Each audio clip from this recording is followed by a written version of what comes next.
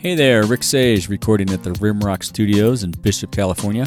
Welcome to Season 2 of the Outdoor Biz Podcast, where I speak with retailers, brand managers, athletes, executives, and others in the outdoor biz and share their stories, tips, advice, productivity tricks, and ideas you can use to take your career or business to the next level. Today's episode is brought to you in part by the Something About Nothing podcast. Think the Seinfeld show meets your favorite morning show. It's a few regular folks from outside Seattle, Washington, talking around the table about sports, the news of the day, and the absurdity of life. Something About Nothing is an entertaining variety show that covers all the stuff you want to talk about but aren't supposed to. Available wherever you listen to podcasts, including Spotify. Check it out today. Just search SOMETHIN about NOTHIN. You won't believe how fun listening to a show about nothing can be. It's great to catch up with my outdoor compadre Chris Speak on the show today. Chris tells us where his passion for the outdoors comes from, some of his experiences with JanSport, Vasque, Eagle Creek, and others, and has some great advice he received from mentors along the way. Chris, welcome to the show. Hey, thanks for having me. Yeah, good to have you on. Good to catch up. You said you have a nice relaxing morning there at home today? It is. It's nice. It's about 60 degrees. Spring has hit the Midwest. Perfect. It's about time, right? It is. It has been a long winter. Yeah. So let's start with where your passion for the outdoors comes from. How'd that come about? As a kid, I'm sure. It is. I think my first outdoor memories are going to dog sled races in Alaska. Wow. And then just my dad's passion for the outdoors just kind of crept right on down with anything from hiking to paddling to climbing whatever's nearby. So. Right. How'd you get to dog sled races in Alaska? What were you doing up there? My dad was stationed there in the military. Okay. And when he wasn't on base, he was a hunting guide and loved to camp. So as a little guy, we were out all the time. Nice. I didn't know that you spent time in Alaska. I don't think I realized that. Must have been fun growing up there as a kid. I mean, what a playground, huh? It was. It was quite a playground as a little guy. And then when we moved back to Minnesota, people would.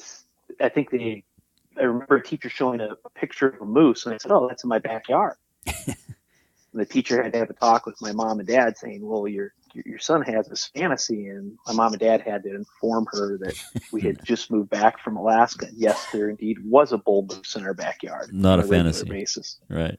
That's cool. And then to Minnesota, another playground. So you had, I see where your passion comes from now because the times we've hung out together, you just love all things outdoors. That's been great. I do, and I'll tell you what, you get to northern Minnesota, Boundary Waters area. Oh, yeah. Can't be much better than that in the world. Yep, I agree. Beautiful, plenty of things to do, great fishing. So what was your first outdoor-related job? My first outdoor-related job was working at a store in Orem, Utah called Out and Back. Okay. And I got the job as I was in college, and I was trying to figure out what to do. And I said, "Hey, they have climbing equipment, camping equipment. This is perfect." Toy store. And they happened to need somebody to work a weekend, and I got hired and stayed there a couple of years, and it was great. It was a complete toy store for me, being able to help people choose camping equipment that I couldn't afford as a college student, but I loved, and then learning more and more about the outdoor industry, it just kind of stuck. Right. And was that when you were in the rec program at BYU? It was. I graduated in the rec program at BYU, so yeah. Yeah. We rediscovered that we have that in common too. I don't think we remembered that when we worked together. So. No, we didn't. Yeah, that was fun. And you spent time with some iconic outdoor brands: JanSport twice now, Pure, Vasque, Eastpak, LL Bean, Eagle Creek. Tell us about a couple of memorable moments from some of those experiences. Oh, that's good. I think with Pure, there was a memorable moment when we realized that what we were doing was really about people's safety. I worked in customer service and then as a sales manager for Pure water purifiers. I'll never forget when the Ebola outbreak hit, if you remember those. Oh, right. It seems like so long ago. Right. And all of a sudden, the CDC was calling me and asking me if the product would protect them from Ebola. Wow. I didn't have any idea what Ebola was. Nobody knew what it was being caused by. And I said, well, let the dwell time hit for the iodine to take effect and you're in good shape. And so, that was a a good memorable experience. Right. And On a that boosted your sales, I'll bet. It did a little bit. Yeah, a It little did a blip. little bit, but and then working hand in hand with Leon Gorman on a service Mm, project when I was with LL Bean was a great experience. And very then cool. great experiences with learning from and working next to Steve and Nona Barker and yourself at Eagle Creek. Yeah, we had fun. Yeah. Um, learning. I mean, I'll tell you what, at Eagle Creek, it was so interesting. We were there together because we had that factory in Mexico, Yeah. and being able to take retailers down there and show them how we made packs Yeah. and understanding, the whole cutting process we had, right there in California, and then taking it down. That was awesome. And to see the changes that happen in people's lives. I mean, Steve and Nona's vision to help people. And I remember at one point, it seemed like almost all of the factory workers there in Ensenada were all buying houses or building themselves little houses, all based on things that Eagle Creek was doing, Right. to help them really better their lives. It was such a great experience. And then, just seeing the passion that was there. And then, JanSport has been an incredible experience, from helping individuals and the Boy Scouts to helping out local communities and seeing things happen. I'll never forget, there was a food drive one year, not an outdoor experience, but we literally lined every hallway in the JanSport headquarters with canned food. Wow, that's great. At least one deep, if not two or three deep. Wow. Thousands upon thousands of cans of food donated to the local food shelf, to help those in need. Right. Paul DeLore, hearing about Katie, one of their near mountaineering guides, getting hurt, and rallying the entire outdoor industry to help her after she'd fallen and broken her back, and we weren't sure she'd ever walk again. Right. It's been interesting for me to work for a bunch of companies that have been very humble about their philanthropic activities. When I worked with Vasque and Red Wing Shoe Company, we would do something where we would donate hundreds, if not thousands, of pairs of shoes every year to some local charities that would then put those shoes on people who were disadvantaged feet. That's great. And it was fantastic to be able to see that. Big city mountaineers, seeing those young people really grow. It's that the outdoor industry has been great. That's what I love about it. Yeah, and all these brands do a lot of that, which I don't think get shared widely. I mean, we all donate to the Big City Mountaineers and Conservation Alliance and those major groups, but every one of that I've worked at, and it sounds like you too, has some local program that they do that doesn't get widely shared, but whether it's a food drive or product donation or something, and that's amazing. They all do it, at least all that I know of, so that's great. Yeah, with everything we have, we're getting ready for a sales meeting at JanSport right now, and everything we have going on, the entire office shut down yesterday, and everybody was out doing an Earth Day activity yesterday. Oh, cool! Yeah. So those are neat things. I don't think those happen everywhere, but they certainly do in our industry, and I'm very appreciative of it. No, yeah, you're right. And so, what's your perspective on how the industry has changed over your career? You've been in it a long time, as have I. We were talking before we pushed the record button about some of the changes. Yeah, I think the outdoor industry has changed a lot. I remember when I first, got into it, it was very homey. It was, people working out of their garages, small shops. I remember finding Atlas snowshoes, and we felt, and meeting the guys who started it, we felt like we were their buddies. And maybe it's because we were all the same age. I don't know. But it was very interesting to kind of go through that, to be able to approach the different brands. And now, brands have been successful or gobbled up by one another, and it's become a little more corporate. With the way things happen. I think it's just the evolution of the industry with what's happened. So. Yeah, and how do you think the next 3 to 5 years are gonna go? You think that consolidation is going to continue, or you think feels to me like we've maybe have had a little bit of enough of that, and folks are realizing, I don't want that. I want to keep my brand small and keep it to myself and maintain the control. What do you think about that? That's a good question.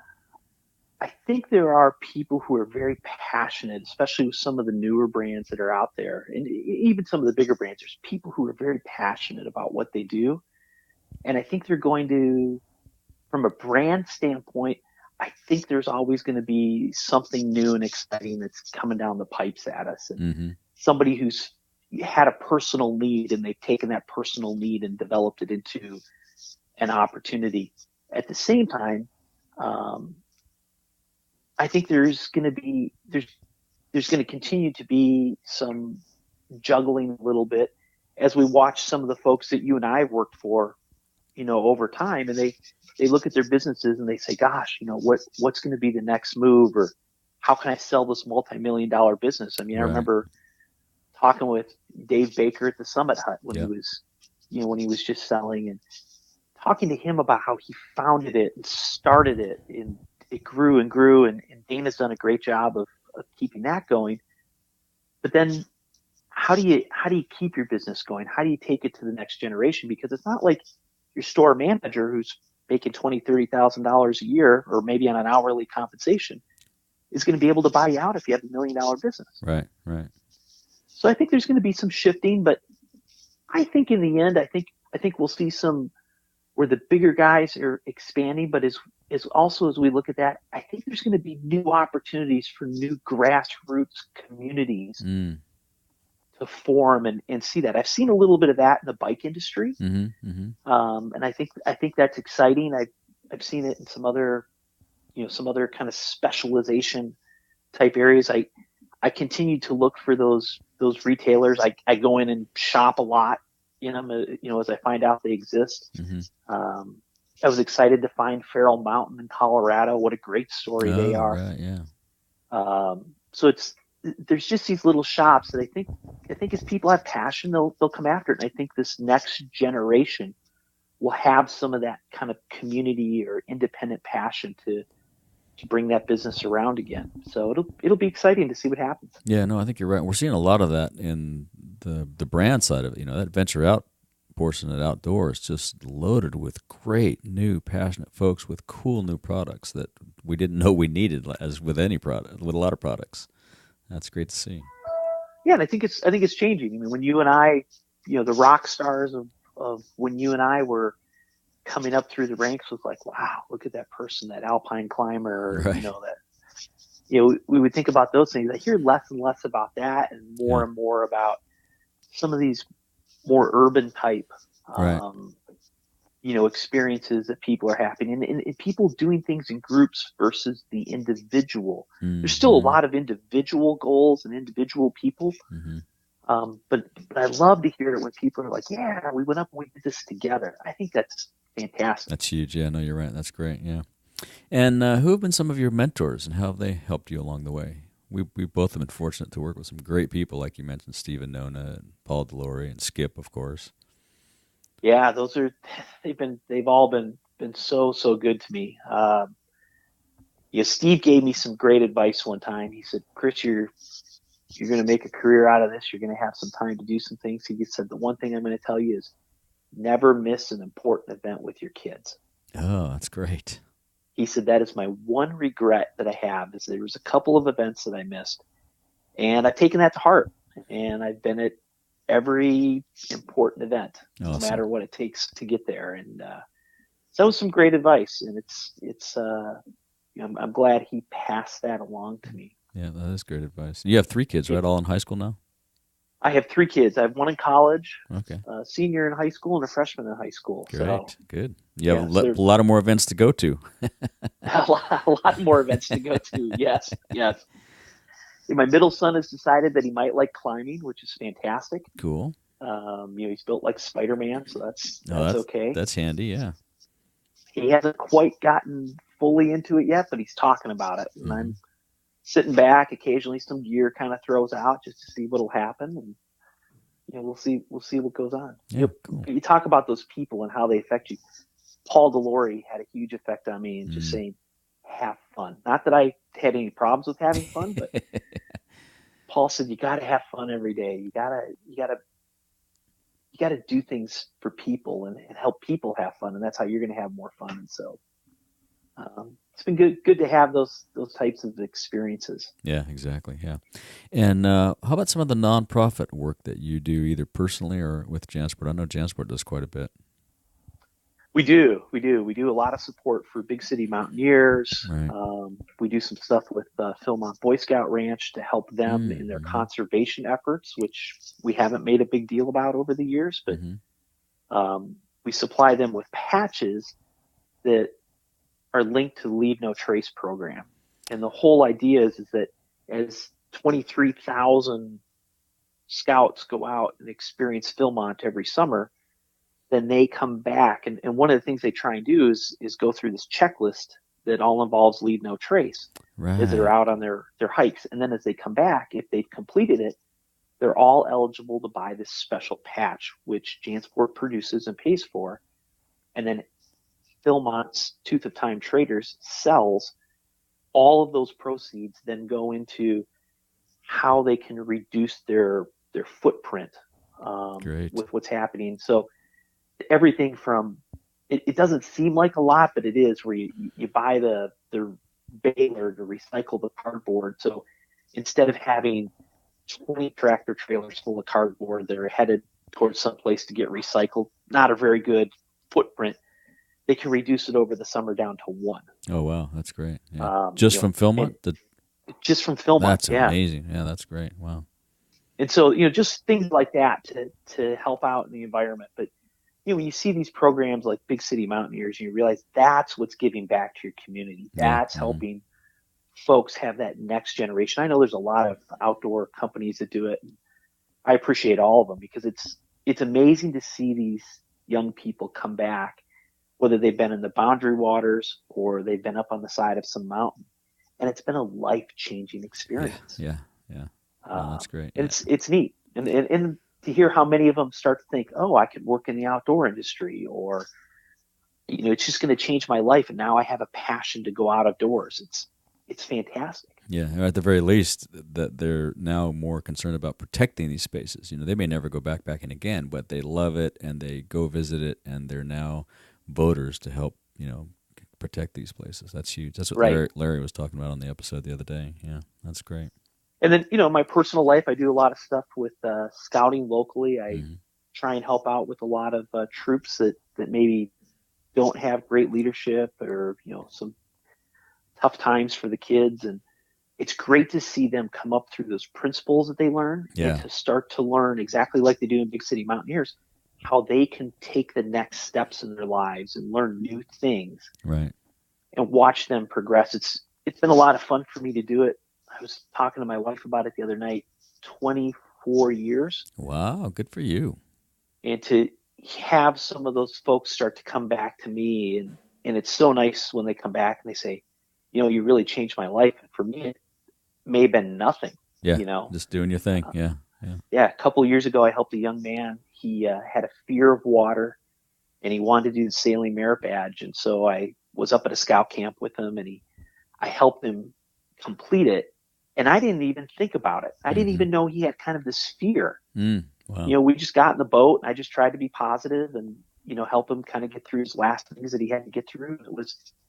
It was after that his father sought me out and approached me about a year later and said, "You have no idea what you did for my son." That's great. I was like, yeah. So, just those types of things.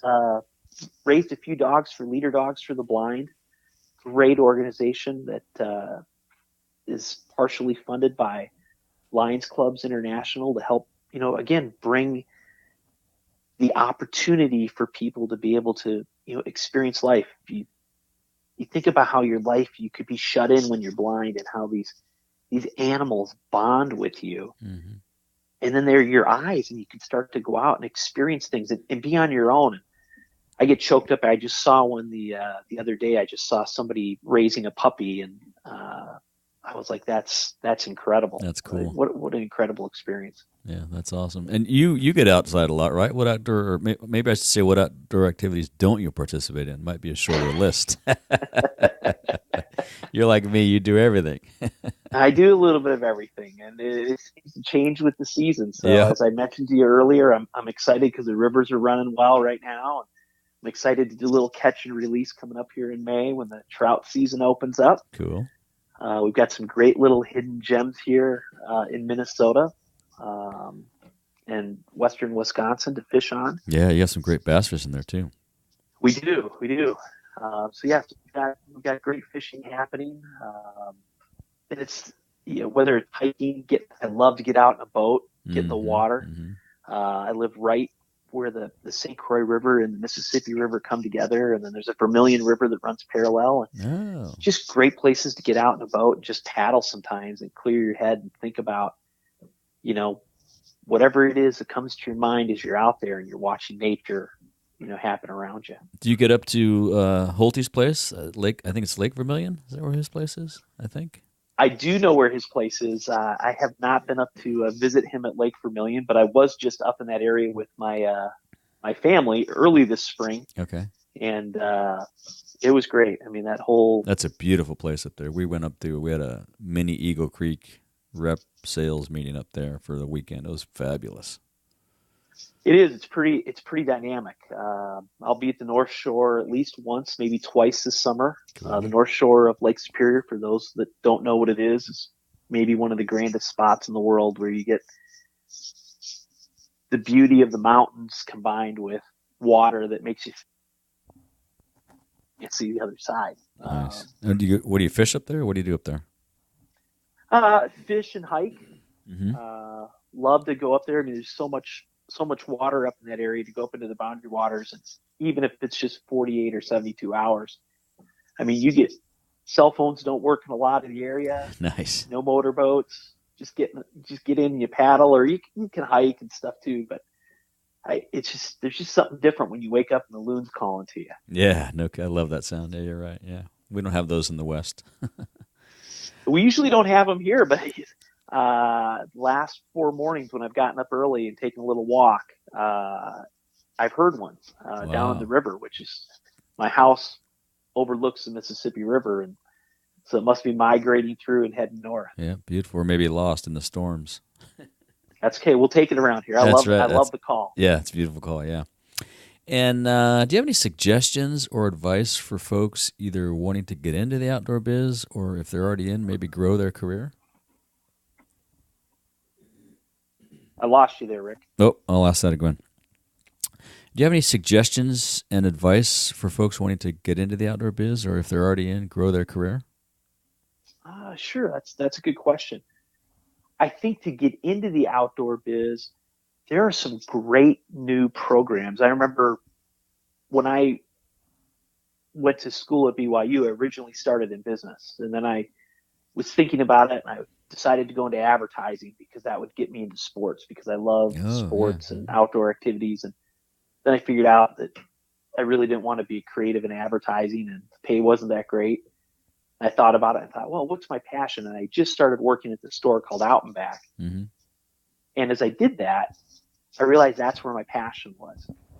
And I remember going to my counselor and saying, hey, I said, I love recreation. I'm going to recreate. I'm going to help people recreate the rest of my life. And the counselor looked at me, the professor, and he goes, there's no way you can do that. I said, sure, watch me. And I've had this great career. This is a counselor at BYU? A counselor at BYU. Did he not know that they had such a great outdoor rec program? Well, he was in the outdoor rec program. Wow. But it wasn't. People weren't thinking about it from a business standpoint. They were thinking about it as programming for groups of people to help them have a good experience. And so I took it in a little different direction, and it was great. But now what's happened that I'm really excited about is schools like the University of Oregon and Utah State have started these great programs where somebody said they've realized that there's this industry called the outdoor industry. And so they're preparing people, whether they have art degrees, business degrees, marketing degrees, and they're creating, whether it's a bachelor's program or a master's program, they're starting to mentor people up together and create these programs to help place people at places like the North Face, JanSport, Eagle Creek, and create some people I think the hardest thing for me was breaking in. Well, yeah, I've talked to a number of folks on the show. We've all kind of had to hack our way in. There really wasn't one or two straight paths. We just had to make it up as we went. And now these programs create a door, right? Right. So we think about it. I mean, you and I have been through it where you look at it and you go, man, I wish there was somebody who just had a passion for this business. And yeah, how could they, but needs a little, is going to come in at that more junior level and learn and be just a great contributor as a part of the team. Well, now these people are there. There's opportunities to connect with them and great mentors that are bringing them along. And so I think that's the opportunity for the businesses as well as the people, is to connect through those programs. And OIA and some of the other groups have done some good things in trying to, create boards and things and the Skip Yao Leadership Program. That's fabulous. It is. Yeah. It's great. So there's some great opportunities, but again, how do you get in to find out that there's a Skip Leadership program? Right. How do you figure that out? But being around Skip, he was always great at remembering who people were, talking to them, finding out a passion, giving them a business card and saying, hey, let me connect you with Rick Sayes or Chris Speak or whoever it was. Yeah, he was one of the great connectors. Yeah, you're right. And so that's what I try and do to help people out, but it's a great opportunity. It's a great lifestyle. Oh man, it's fabulous. Yeah, what a blast we've had, right? I mean, it's like a fairy tale. Yeah, I mean, I think about all those trips. I'm a little jealous. I never got to take one with you and Parker and some of the folks down in Mexico and the sea kayaks. I mean, right, yeah. Unbelievable. Well, and then we did sea kayak trips right there out of Ensenada. Yeah, just little day trips. I mean, great experiences. Remember we had all the luggage reps camping on the dirt. Remember that? Fred Goldberg slept in a sleeping bag that night. It's awesome. That was great. That was a major connection. That's right. That was good. But think about how that changed Freddie's life. Right? Oh my God. Yeah. And then we started calling him Outdoor Fred. That's right. That's right. Forgot about that. And how about, do you have any daily routines you use to keep your sanity? You walk the dog. I'm sure you get out and hike a lot. Meditation, anything? I do. I have a couple of routines, and one of them is to try and get up early. Mm-hmm. And if I'm not walking the dog, I try and get out on my back deck. So I live on the top of a cliff overlooking the Mississippi River. Beautiful.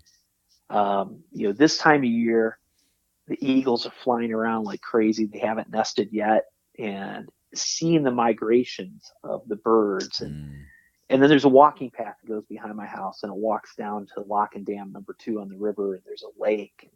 You just see the wildlife early in the morning, especially if you're quiet and moving around and doing their thing. That, you don't see that at noon. Right. Yeah, they're hanging out sleeping. Exactly, right? They're relaxing. Yeah. But I do. I like to get out early and just kind of see what's happening. See the day kind of wake up. Nothing better than putting a line in the water at daybreak and just switching from headlamp to just watching the sun crest over the bank of the river. It's pretty awesome. That's great. That's a good one. I try to do that too. I don't get out as much, but I get up early and try to at least step out on the deck, listen to the world waking up. It's fabulous. How about some of your favorite books? Or do you give books as gifts very often? I do, as a matter of fact. Yeah. As a matter of fact, I think you gave me a couple of books in the past. Probably, yeah. Yeah. So it's books are great. To kind of start to understand and to unlock the creativity that's inside of you, or to learn about things. When I started to travel internationally on business a few years ago,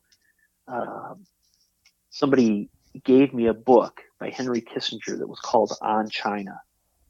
Interesting. And I had just started to travel to China on business. And I've got to tell you, that book was spot on with what I was experiencing. Huh. And just helping me to understand a little bit more about the culture of China and the different things that the people there have gone through over the generations. And he went back in history and then brought it up to almost present day. But it was so good to helped me understand the culture so that I could be a better business partner to those that I was involved with. Right. Yeah. So, books like I love books like that. I love some of the, 7 Habits type books, the help you learn about, about some of the business principles. But I also love the books that just kind of, let you get away and get into the outdoors, whether it's a tragic event, but, Into Thin Air by Krakauer was, it made me think about things that I was doing in my life and some of those people that I knew that were involved. And, so the stories about Reinhold Messner or Lou Whitaker or Skip Yao, a lot of mountaineering things, Heidi Hawkins and her K2 climb. And, it's just things like that. I love, I love to read about that type of stuff. And then, sometimes just to get away and, Tolkien's always been a favorite. Every once in a while, I'll pick up one of his books, long reads, but what a great writer. I mean, just able to bring it all to life. Yeah, no kidding. Yeah, you could visualize. You read that book and you felt like you were right there. You could visualize it. He was really amazing. Yeah, that's good. And how about your favorite piece of outdoor gear under $100?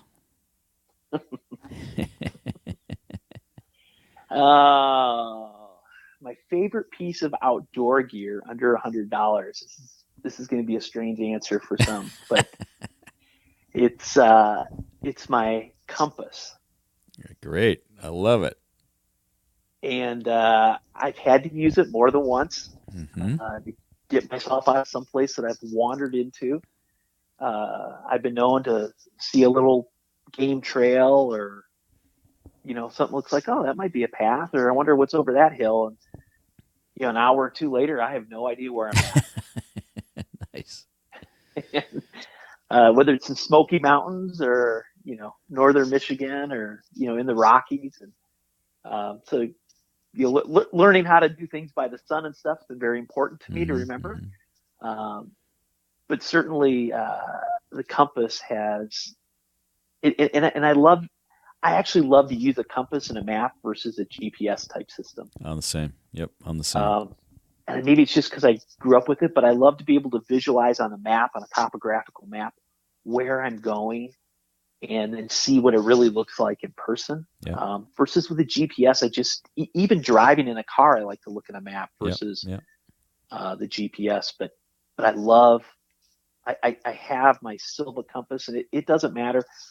I'll be fishing, I'll be whatever, and that thing 9 times out of 10 is strung around my neck underneath a shirt, and nobody knows it's there. But for me, it's a little safety item. Like, I know how to get out. I know how to get out of here. Well, I think, and that's a great. Nobody's mentioned that on the show. I love that because, in my perspective, this day and age, with all the digital stuff that we have lost some of the abilities to function without them. And when they go south, whether it's you're not able to get in your bank because the internet's down or your GPS is dead in the backcountry, you're screwed. And if you don't figure out a way to be able to work without that, it's challenging. So I think that's a great gift. Yeah, thanks for mentioning that. That's awesome. Yeah, it's fun. To me, it's one of the first items I've ever received as an outdoor product. I bet a lot of us got those as a kid, right? Yeah, passed down. And I probably have 10 of them. Yeah. of different forms and shapes. And I have, other than my phone, I've never had a true GPS unit. Yeah. No, I refuse to buy one. Nope. Don't have one. Yeah. But it's those types of things that I remember. I still own my first tent that was ever purchased for me at age 12. Wow. Good for you. So from JCPenney, which who would ever think that they sell outdoor gear, right? JCPenney and Sears, remember that? Yeah. I do. JCPenney had all the Scout stuff. That was the place. Yeah, it did. It did. And I had it's a sundowner tent, and I'll tell you what, every once in a while I'll break it out. I've had to redo the poles. But I'll tell you what, the water repellency still holds up. It's, I can't believe we used it back in the day, but I can't even count the number of nights I've slept in that thing. Yeah, that's great. Yeah. The compass is always there, but if I don't have it when I leave, there's an issue. I'll go buy another compass. Something's wrong. That's a rarely known fact about me. Yeah, sounds like it's with you all the time. As we wrap up here, is there anything else you'd like to ask of our listeners or say to our listeners? You know, that's a great opportunity. I think the one thing that I would ask, I know there's a lot of people who are in the outdoor community, and you and I have talked a little bit about it already, how hard it was to break in. Mm-hmm. I would ask that we as the kind of the outdoor community be a little more accepting Mm-hmm. and a little more open to, I'll never forget learning how to climb was, and I'm not the best rock climber in the world, but learning how to climb was tough until I met somebody who was willing to teach me. Mm-hmm. Mm-hmm. How to use ropes and harnesses and carabiners and pro, and how do you do that unless somebody's willing to teach you? But people, I would walk into stores and people would be like, "No, you don't know how to do that. We're not going to talk to you." Yeah. And so I felt that over the years within our industry sometimes, where people look and they go, "We're not going to talk to you." That's where Skip Yow really shined for me. As accomplished as he was, or a Conrad Anchor, as accomplished as they've been in their different activities that they've done, and they've been wildly successful, they've always been so approachable, whether I've seen them talking with consumers or talking with shop employees or offering, even offering to help me. Yeah, they make time for everybody. Yeah. And how do we do more of that? Because in some ways, I wonder, I'm watching what I think is a contraction on outdoor sports and activities, and I'd love to see it expand. And I think it only expands when we share it. Yeah. Yeah. So, when somebody walks into our booth at a show, or we walk into an outdoor shop, how are we greeted? Mm-hmm. Like, do they look at that person and go, "Wow, I'm going to help that person do something fun that they may have never done today"? That's the one thing I used to for years. I used to go back and work it out back during a big sale. Cool. And it was a great experience. And the reason why I loved doing that was because I could reconnect with people that I connected with before. But I used to love it when people would come in and go, "Where's the next big hike?" Right. And sometimes it was right in their back door. Like, how many people knew that there were natural hot springs right up American Fork Canyon in Utah? Right. Yeah. Or even how to get to them and how easy they were to get to. Mm-hmm. Mm-hmm. And people just didn't understand what Mount Nebo was like. They all wanted to go off into all these far-flung places, which were incredible to go to. But there was so much right there on the Wasatch Front, or, any place you go around here where I live, people go, "Oh, there's no place to explore." I'm like, "Oh my gosh." Have you gone down that little river valley yet where nobody goes? They cross the bridge every day, but they don't know what's in the valley. Right. Of the Kinney, or, which is a river that's around here, the Kinnickinnic River. And so, those are the things that I would love people to be more open about, just in sharing and teaching. And boy, if we could do that, our outdoor industry would grow 10 times, and do it overnight, because people are looking for those activities today. Yeah. They just don't know how to access them. Yeah. Well, and like I think it was Larry said, just, every time you go, take somebody out with you that hasn't been. Find somebody there, because there's people that want to go. They just either don't have anybody to go with, don't want to ask. Take them. Let them go. Yeah. Absolutely. And think of how much fun that is. Exactly. Yeah, exactly. Yeah, Well, it brings out the kid in you, because you get to, relive the first time you were out and teach them the first things you learned, and it's awesome. Right. A couple weeks, I'm gonna teach kids how to tie knots. 11-year-old boys how to tie knots. Great. And they're, the person who asked me to do it, they go, "You were referred to us, but do you need anything?" I said, "No, I just need rope and some kids, and we'll have a lot of fun." That's great. Yeah, that'll be a blast. Well, I'll have to get you back on and talk about that experience. That's awesome. And if people want to reach out to you and follow up, how can they find you best? LinkedIn, or you want to share your email? What do you think? Yeah, LinkedIn's a great spot to find me. Yeah. They can also reach me at my personal email, which is speak.christopher@gmail.com. Great. It's been fun recently. There's been a lot of people younger people who are in college, and maybe it's just because my son's in college, that have reached out, that have talked about, "Hey, where can we go to get a job like you have. And it's been fun to kind of connect them with people that I know throughout the outdoor and athletic industries, and be able to help them kind of hopefully start to take some of those next steps and enjoy life, because they look at it and they go, I don't want to crunch numbers every day. I'm like, well, I crunch numbers every day, but it's about stuff that I love and I have passion for. Yeah, exactly. And so, and then when I get out and do stuff, it's a whole different experience. Yeah, no, that's great advice. Yeah. Well, thanks, Chris. It's been great catching up with you. I will see you this summer at OR. Sounds great. Thanks, Rick. I appreciate the opportunity to be on. Yeah, man. It's awesome. Have a good day. Yep. Thanks. All right. Bye-bye. All right. I hope you enjoyed that conversation with Chris Speak. You can catch up with Chris on LinkedIn and by email at speak.christopher@gmail.com. You'll find links to everything we discussed in the show notes at theoutdoorbizpodcast.com/episode 98. Be sure to hit your favorite podcast app and subscribe today. Thanks for listening. Today's podcast is brought to you by WordPress. I've used WordPress to build a number of websites, including Stillwater's Consulting and the Outdoor Biz Podcast. There are a number of themes and plugins available both free and for purchase, enabling you to easily create the custom look and feel you want. If you're starting an online business, publishing a blog, and looking to take your online presence to the next level, visit theoutdoorbizpodcast.com/WordPress and get going today. With simple installation tools and thousands of themes to choose from, you'll be up and running in no time. Go to theoutdoorbizpodcast.com/WordPress and get your site launched today. If you want more of the Outdoor Biz Podcast, you can subscribe on iTunes, Stitcher, or wherever you get your podcast. Be sure and go to theoutdoorbizpodcast.com where you'll find all the episodes, show notes, and much, much more. Thanks for listening, and until next time, be sure and make time to get outside.